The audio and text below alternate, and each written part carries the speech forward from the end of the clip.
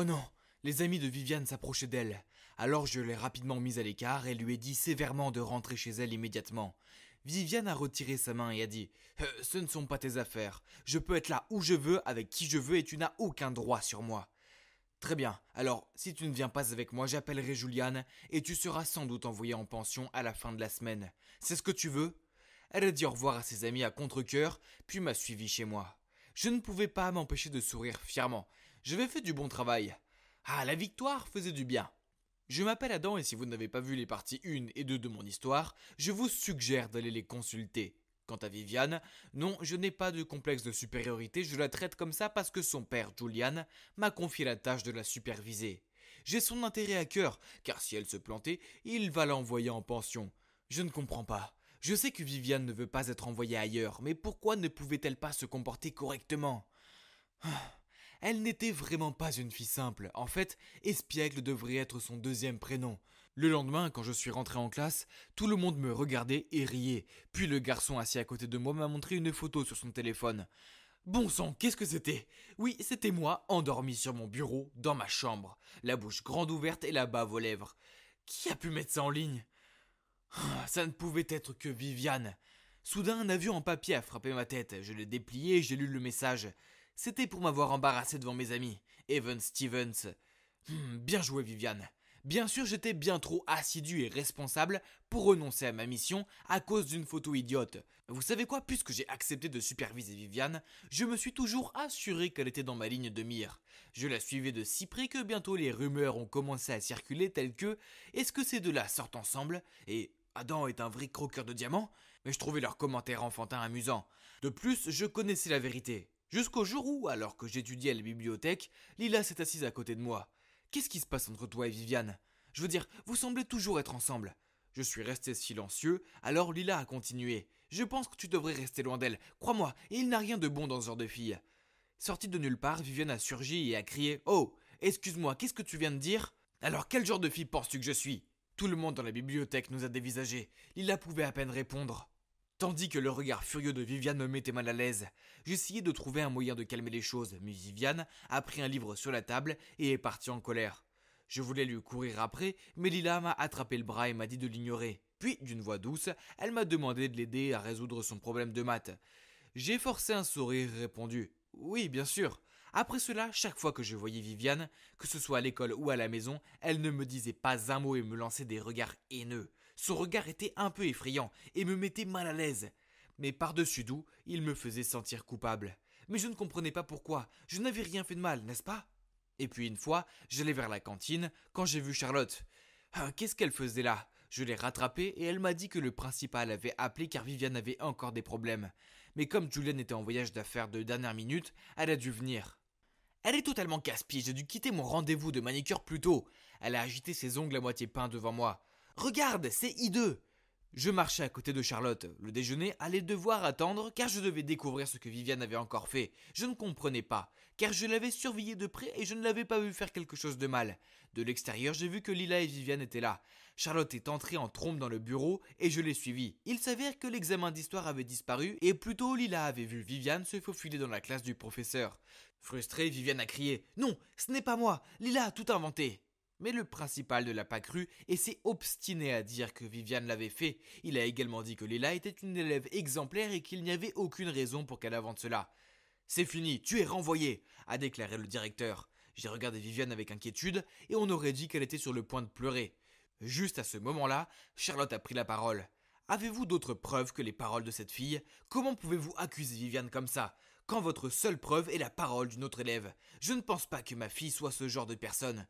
Viviane a levé les yeux vers Charlotte, les yeux écarquillés. Après avoir discuté pendant un moment, le directeur a finalement changé d'avis sur l'expulsion de Viviane et a décidé que cela nécessitait une enquête plus approfondie. Ouf, je me suis senti soulagé. Alors que nous sortions de là, Viviane a regardé maladroitement Charlotte et a dit « Merci » et s'est enfuie. C'était étrange de la voir se comporter de façon si timide, mais je suppose que ce que Charlotte a fait était importante pour elle, car après cela, elles ont cessé de se chamailler. Charlotte n'a rien dit à Julian de ce qui s'était passé, et Viviane a même demandé à son amie de s'occuper de son chien pendant un moment pour que Charlotte puisse se reposer de ses éternuements. C'était agréable de ne pas vivre dans une zone de guerre, mais surtout cette version de Viviane était, très mignonne. C'était un samedi soir et je jouais sur la PS5 dans le salon quand Viviane est apparue. Waouh, elle était bien habillée et elle avait l'air vraiment bien. À plus tard, loser, je vais à un rencard avec Carter, m'a-t-elle dit en me faisant un signe de la main. J'ai immédiatement sursauté et j'ai lâché. Non, tu ne peux pas. Je veux dire, c'est l'un des interdits que Julian avait mentionné auparavant. J'ai tout essayé pour qu'elle reste à la maison, mais en vain. Alors j'ai pris ma veste et je l'ai suivie secrètement à leur rendez-vous. Oui, je faisais la 5e roue du carrosse, mais je devais m'assurer que rien de mal ne lui arriverait. Je veux dire, j'avais promis à Julian. Je les ai suivis jusqu'au cinéma en plein air. Ah, ringard, assis non loin de là, je l'ai vu s'embrasser, puis à la moitié du film, il lui a pris la main et l'a emmené.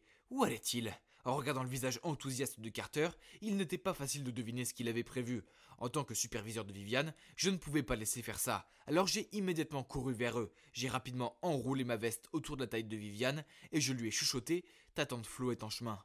Viviane a eu l'air de sursauter et à la surprise de Carter, elle s'est empressée de me dire de la ramener chez elle. Quand nous sommes arrivés, elle s'est précipitée dans la salle de bain. Et comme je m'y attendais, exactement 1 minute et 30 secondes plus tard, elle a couru vers moi et a crié « Comment as-tu osé me duper? Tu as gâché mon anniversaire de 3 mois !» Puis elle est retournée furieuse dans sa chambre et a claqué la porte. Elle pouvait être en colère contre moi si elle voulait, je ne faisais que mon devoir. Après ça, Viviane a refusé de me parler et chaque fois que je voyais Carter, ses regards noirs montraient clairement ses sentiments à mon égard. Puis un jour après l'école, alors que j'attendais que Viviane apparaisse à la porte de l'école, mon téléphone a sonné, c'était elle. Je suis coincé dans les toilettes des filles au 2e étage, s'il te plaît dépêche-toi. Sans trop réfléchir, je me suis précipité là-bas. J'étais sur le point de frapper à la porte du box quand j'ai senti quelqu'un m'attraper par le col et me tirer en arrière. C'était le principal suivi de Carter et Viviane. Quoi? Pourquoi était-elle là? C'était si confus. Le principal m'a demandé de les suivre dans son bureau, puis m'a accusé d'être un voyeur. Quoi? J'ai essayé de me défendre, mais il ne m'a pas cru. Je suppose que ce n'était pas surprenant, vu que je ne lui ai pas parlé du message de Viviane. Même si je lui en voulais de m'avoir piégé, je savais que si je lui causais des problèmes, elle serait renvoyée. Et je ne voulais pas ça. Non seulement ça craignait beaucoup que tout le monde me prenne pour un voyeur, mais en plus j'ai été suspendu pour le reste de la semaine. Je suis resté dans ma chambre à me morfondre et je me suis forcé à étudier. Mais je n'arrivais pas à me concentrer sur quoi que ce soit, pas même sur la physique. C'était affreux. Alors que je réfléchissais, j'ai entendu frapper à la porte. Je l'ai ouverte et j'ai vu Viviane qui se tenait là. Super, maintenant elle était là pour remuer le couteau dans la plaie. Peu importe à quel point tu me détestes, tu n'aurais pas dû me piéger comme ça. Cela pourrait affecter mon avenir. Je suis allé fermer la porte, mais elle l'a arrêtée avec son pied. Attends, j'ai de bonnes nouvelles pour toi, m'a-t-elle souri. Tu peux retourner à l'école demain. C'était la faute de Carter, donc tu es tiré d'affaire. J'ai regardé Viviane avec étonnement et je lui ai demandé si c'était vrai. Dès qu'elle a hoché la tête, je l'ai immédiatement serrée dans mes bras. Quelques secondes plus tard, j'ai eu l'impression de réagir de façon excessive. Alors je l'ai lâchée et je me suis gratté la tête timidement. Puis Viviane m'a tout raconté. Il s'est avéré qu'elle avait découvert que Carter avait volé son téléphone et a envoyé ce message pour me piéger. Puis il a dit au principal qu'il m'avait vu me faufiler dans les toilettes des filles. Viviane lui a fait avouer, mais elle a secrètement enregistré la conversation et l'a envoyée au principal. Donc je n'étais plus suspendu. Quel soulagement. Les gars, je suis vraiment reconnaissant à Viviane. Mais ensuite, je lui ai demandé, mais Carter est ton petit ami? Non, j'ai décidé que j'avais dépassé le stade des mauvais garçons. À la place, je veux quelqu'un d'attentionné et de gentil. Elle m'a fait un sourire. Eh bien, c'était il y a quelques mois. Et bien que Viviane soit toujours fougueuse et têtue par moments, elle prend ses études plus au sérieux maintenant. L'atmosphère dans notre maison est plutôt bonne, ce qui rend ma vie tellement plus facile. Et vous savez quoi? Viviane et Charlotte vont même faire du shopping ensemble. Et je dois aller porter leurs affaires. Ah. Oh, et si vous vous demandez ce qu'il en est de Viviane et moi, je suppose qu'une rebelle et un bon élève peuvent s'entendre après tout. Je suppose que nous devrons juste attendre et voir ce qui va se passer.